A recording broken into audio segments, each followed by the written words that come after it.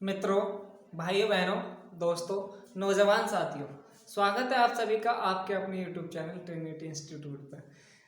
आज आपको जानकर हर्ष एवं खुशी होगी कि आज अपना चैप्टर CI मतलब कंपाउंड इंटरेस्ट, जो कि अपने आप में बहुत ही महत्वपूर्ण चैप्टर है, आज हम स्टार्ट करने जा रहे हैं। ठीक है, तो पहले कंपाउंड इंटरेस्ट को समझने के लिए हमें क्या जानना जरूरी है, क्योंकि साधारण ब्याज और चक्रवृद्धि ब्याज में बहुत बड़ा डिफरेंट होता है।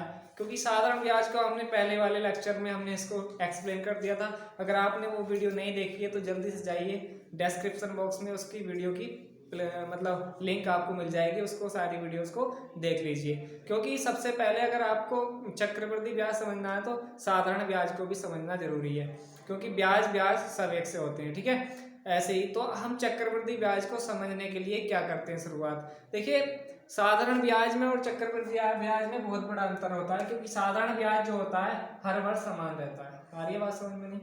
लेकिन चक्रवृद्धि ब्याज जो है, जैसे कि इसके नाम से साबित हो रहा है कि चक्र यानी बार बार कंपाउंड, इसका मतलब मिक्सर, इसका मतलब मान लिया एक वर्ष में जो पहले वर्ष में ब्याज लगा तो ब्याज जो है उसको मिला दिया जाता है, और मिलाने के बाद अगले वर्ष उसी पर फिर दोबारा जो परसेंटेज के हिसाब से ब्याज मिलता है फिर उसको जोड़ लिया जाता है, फिर तीसरे वर्ष में उसी को जोड़ लिया जाता है। इस तरह से चक्रवृद्धि ब्याज हो जाता है।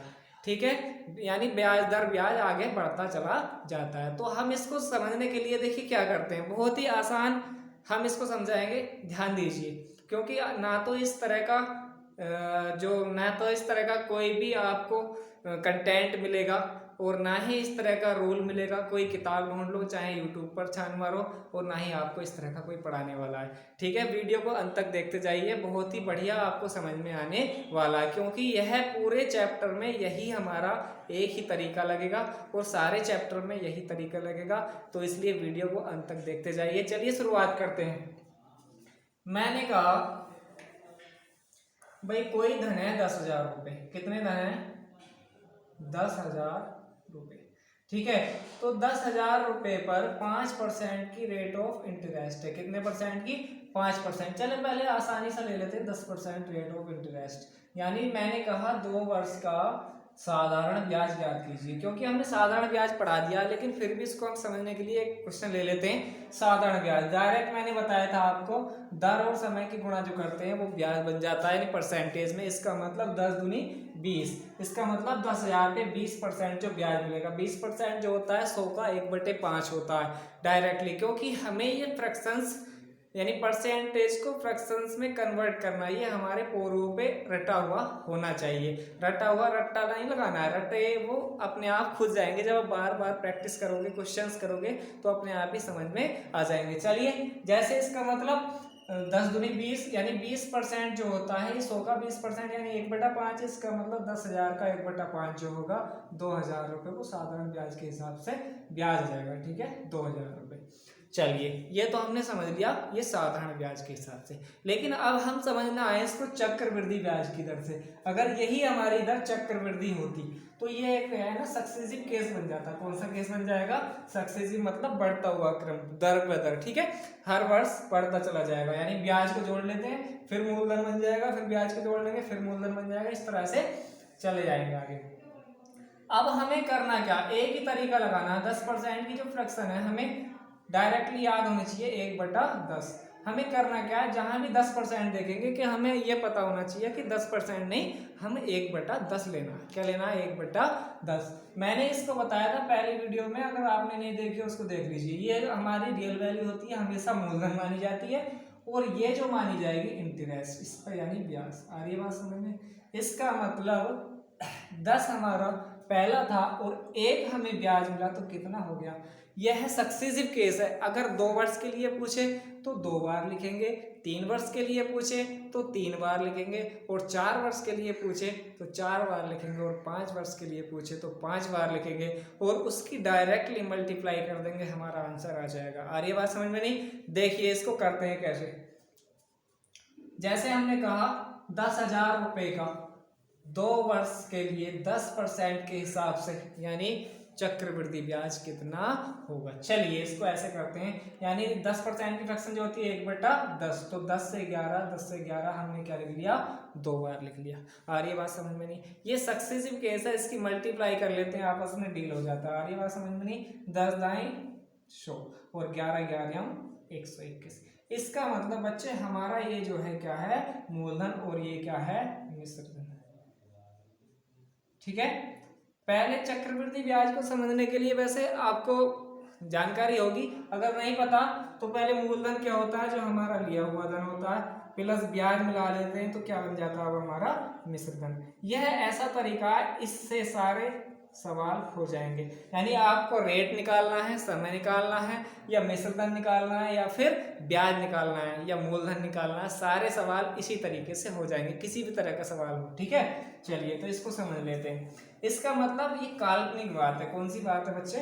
काल्पनिक बात। जब ये काल्पनिक बात है तो हम रियल वैल्यू से हमें इसका रिलेशन होना चाहिए। इसका मतलब ये हमारा मूलधन हमेशा इधर वाला मूलधन होगा और इधर वाला हमेशा क्या होगा, मिश्रधन। समझ रहे हो बात को? तो हमें एक फॉर्मूला लगाना है, वैल्यू बटे किसकी गुणा चाहिए जिसकी, वैल्यू बटे किसकी गुणा चाहिए जिसकी। यही हमें फॉर्मूला बार बार यूज करना है। हमने लास्ट वाले चैप्टर्स में भी यही यूज कराया है। थोड़ा समझाने में इसको टाइम लग रहा है, लेकिन जब हम एक्सरसाइज करेंगे ना, धड़ाधड़ एकदम देखते चले जाओगे और क्वेश्चन को टिक करते चले जाओगे। इसलिए वीडियो को अगर पसंद आए तो आगे लाइक करके जाना है अंत तक देखकर, ठीक है, और पसंद ना आए तो डिसलाइक करके जाना है। ठीक है, चलिए 10 250 और 11 11 में 121, ये मूलधन हो गया और ये हमारा मिश्रधन हो गया। ये कहा 10,000 रुपए पर, इसका मतलब मूलधन कितना है हमारा रियल में, रियल वैल्यू की और काल्पनिक वैल्यू की हम लड़ाई कराएंगे। ठीक है, यानी बटे में उसको लिख दिया, बटे में लिख दिया। हमें वैल्यू किसकी चाहिए, किसकी चाहिए, ब्याज चाहिए। ब्याज, इसका मतलब ये मिश्रधन है और ये मूलधन है, तो मिश्रधन में से मूलधन घटाएंगे तो ब्याज आता है कि नहीं आता। इसका मतलब जो हमारा ब्याज आया 21 का अंतर आया, तो वो गुणा हमें 21 चाहिए। आ रही है बात समझ में? ठीक है, तो ये हमारा 2100 ब्याज आ जाएगा। ठीक है, क्या आ जाएगा हमारा 2100। देखिए अगर हमने साधारण ब्याज से निकाला था वो हमारा 2000 आया था, और चक्रवृद्धि से निकाला है तो 2100 आ गया। चलिए हम आगे बढ़ते हैं। इस तरह से क्वेश्चन अब स्टार्ट करते हैं। ठीक है, हम नया क्वेश्चन ले लेते हैं। बड़ी आसानी से चीजों को समझते चलिए, बहुत ही आसान है, कोई टेंशन नहीं। अगर इसी से मैं कह दूं रेट ऑफ इंटरेस्ट हमारी 10% है, रेट ऑफ इंटरेस्ट हमारी 10% है, और P बराबर क्या है, P फॉर मूलधन यानी प्रोग्रेस, ये 10,000 है। और हमने कहा समय, समय अगर हमने कर दिया आपका कितना, 3 वर्ष। चलिए तो आपको कुछ भी नहीं करना है, तरीका यही लगाना है। देखिए 10% की फ्रैक्शन हमें 10 से 11 10 से 11 10 से 11 आ रही है बात समझ में नहीं? यही हर बार लिखना है। 10 का क्यूब होता है 1000 और 11 का क्यूब होता है 1331। अब हमें निकालना क्या, चक्रवृद्धि ब्याज निकालना है। इसका मतलब चक्रवृद्धि ब्याज जो होगा इनका अंतर होगा, कितना होगा, 331। वैल्यू किसकी, वैल्यू कौन सी, इस वाली वैल्यू से, रियल वैल्यू से हमें कुछ भी नहीं करना। तो इसका मतलब 10,000 वैल्यू किसकी है, 1000 की, और चाहिए किसकी, 331 की। चलिए इसको इससे काट देंगे और हमारा 3,310 आंसर आ जाएगा। ठीक है, चलिए ये तो मैंने इससे बताया ब्याज निकालना। अगर हमें निकालना हो इससे मिश्रधन, तो बार बार पहले ब्याज निकाल कर जोड़ भी सकते हैं, वह उसी से भी आ जाएगा। लेकिन अगर डायरेक्टली हमें मिश्रधन निकालना है तो हम 1331 से गुणा करेंगे, हमारा आंसर कितना हो जाएगा, 13,310, ये मिश्रधन आ जाएगा। आ रही है बात समझ में नहीं? लेकिन चीज़ों को जब आप समझोगे ना, बहुत ही आसानी से आप कर पाओगे। तो आगे चलिए एक्सरसाइज की तरफ आगे बढ़ते हैं। ठीक है, नए क्वेश्चन ले लेते हैं। ये सर एक हम सवाल ले लेते हैं, इसी तरह से हम इसको करेंगे। देखिए मैंने कहा P4 होता है प्रोग्रेस, मतलब मूलधन हमारा 20,000 रुपये दिया है, और प्रिंसिपल, ठीक है, P4 प्रोग्रेशन या प्रिंसिपल बोल देते हैं इसको, मूलधन। ठीक है, N=2 होता है हमारा समय, यानी 2 वर्ष समय है। ठीक है, और रेट ऑफ इंटरेस्ट है यानी 5%, और CI इसको हमारा ज्ञात करना और अमाउंट इसका ज्ञात करना यानी मिश्र धन। ठीक है, तो ऐसे इसको हम जब समझेंगे तो क्या करना है, डायरेक्टली हमें परसेंटेज दिख रहा है 5%, कितना दिख रहा है 5%, तो हमें ये देखना है 5% नहीं याद रखना, हमें क्या डायरेक्टली याद करना 1/20। इसका मतलब 5% का मतलब होता है 1/20, क्योंकि यह परसेंटेज की वीडियोस में हमने आपको बता दिया है। अगर आपने वो वीडियो नहीं देखी तो डिटेल में उनको जाकर समझ लीजिए, क्योंकि सारे चैप्टर्स उसी पर ही डिपेंड हैं। ठीक है, तो चलिए हम स्टार्ट करते हैं कैसे इसको समझाएंगे। चलिए 5% की फ्रैक्शन होती है 1/20, इसका मतलब 20 पर 1/20 यानी 20 पे 1 का ब्याज मिला होगा, 21 हुआ होगा 2 वर्ष तक, 20 से 21, 20 से 21। सक्सेसिव केस है, इसकी गुणा कर देंगे 400 हो गया और 21 441। आ गई बात समझ में। इसका मतलब ये मूलधन है। कौन सा मूलधन है, ये मिश्रधन है। ये कौन सा मिश्रधन है, काल्पनिक वाला। कौन सा है ये, काल्पनिक वाला। हमें चाहिए क्या, रियल वैल्यू, उसके बटे में ये काल्पनिक रखना है। वैल्यू किसकी, 20,000 की, यानी कितनी 400। और चाहिए किसकी हमें, ब्याज की, यानी 41 निकालना है। ब्याज अगर ज्ञात करना हो तो डायरेक्ट इसका काटो, देखो 4 पंजे 20, 50 और 5 5 5 24, ये हमारा आंसर आ गया 2050। चलिए अगर हमें मिश्रधन ज्ञात करना है तो डायरेक्टली 441 से गुणा कर देंगे इसकी, जो भी आपका आंसर आएगा वो इसमें जोड़ देंगे, तो 22,050 आपका आंसर है।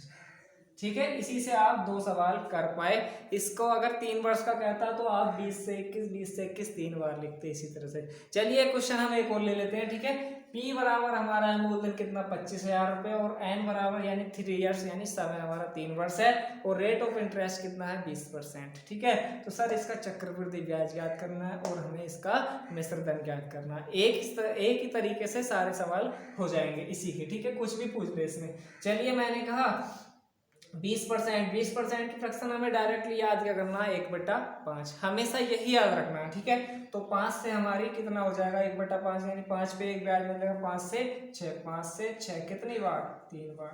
आ रही बात समझ में। 5 का क्यूब क्या होता है 125, और 6 की 6 बार गुणा करेंगे तो 216। इसका मतलब काल्पनिक वाला मूलधन कितना है और काल्पनिक वाला मिश्रधन ये है। लेकिन हमें चाहिए क्या, रियल वाला।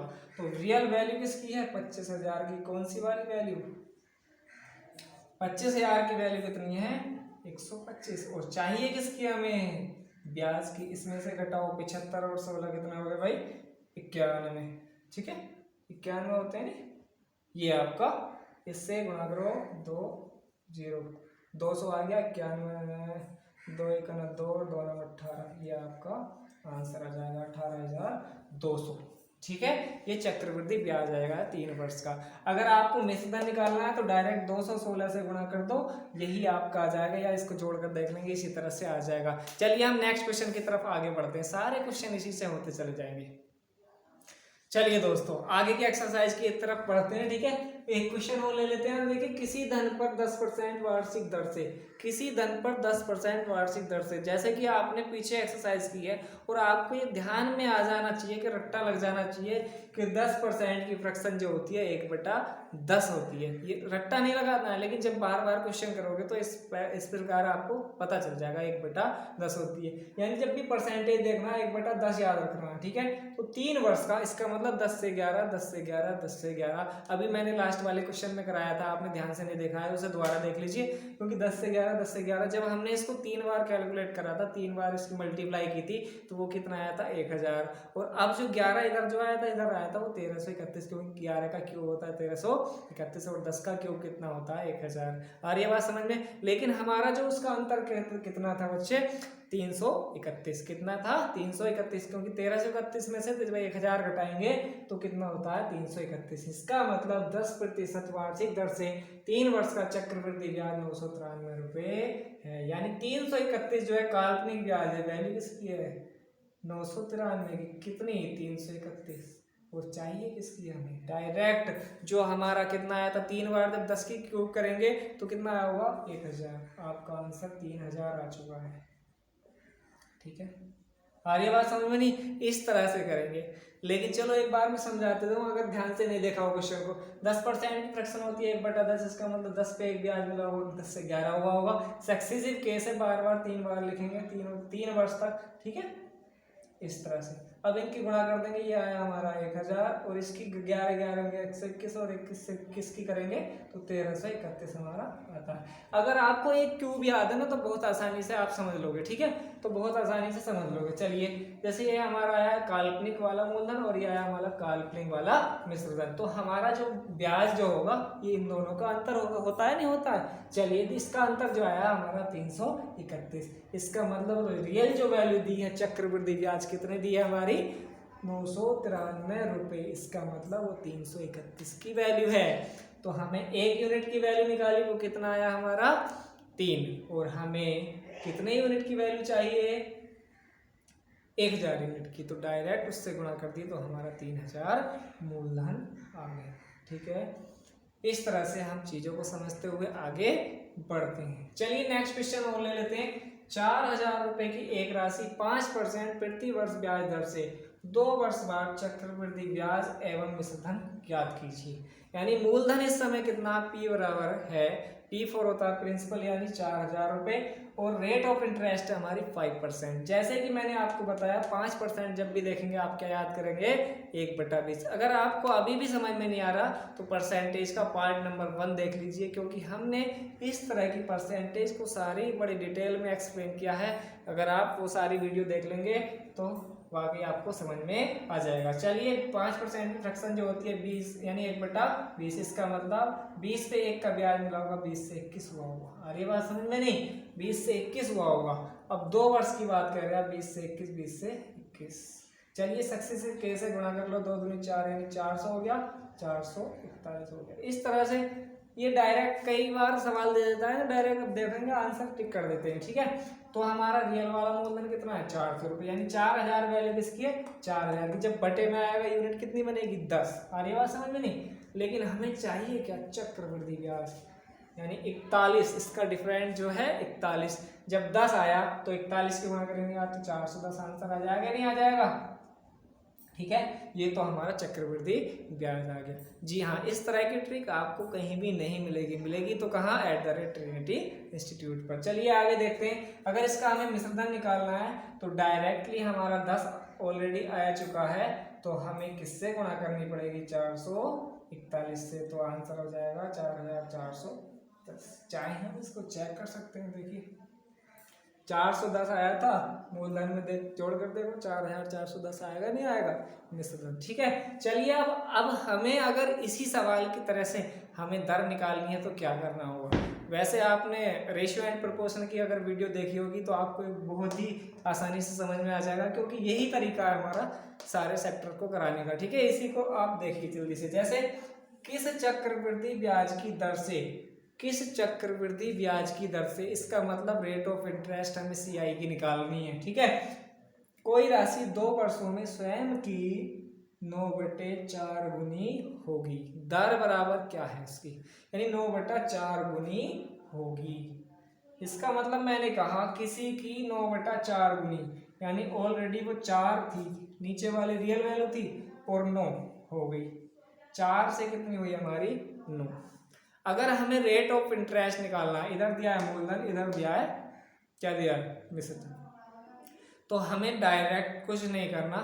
इस चीज को समझने के लिए देखो, ये हमारा ऑलरेडी वर्ग होता है। अगर 2 वर्षों को कहेगा तो वर्ग होगा, 3 वर्ष के लिए कहेगा तो वो क्यूब होगा। ठीक है, क्यूब रूट बनेगा। ठीक है, अगर 4 वर्ष के लिए कहेगा तो डबल स्क्वायर बनेगा। वो समझ रहे हो बात को। तो 4 का क्यूब जो 4 का जो वर्ग होता है हमारा वर्गमूल वो 2 होता है। ऐसे 9 को हम कैसे लिख सकते हैं 3 का स्क्वायर।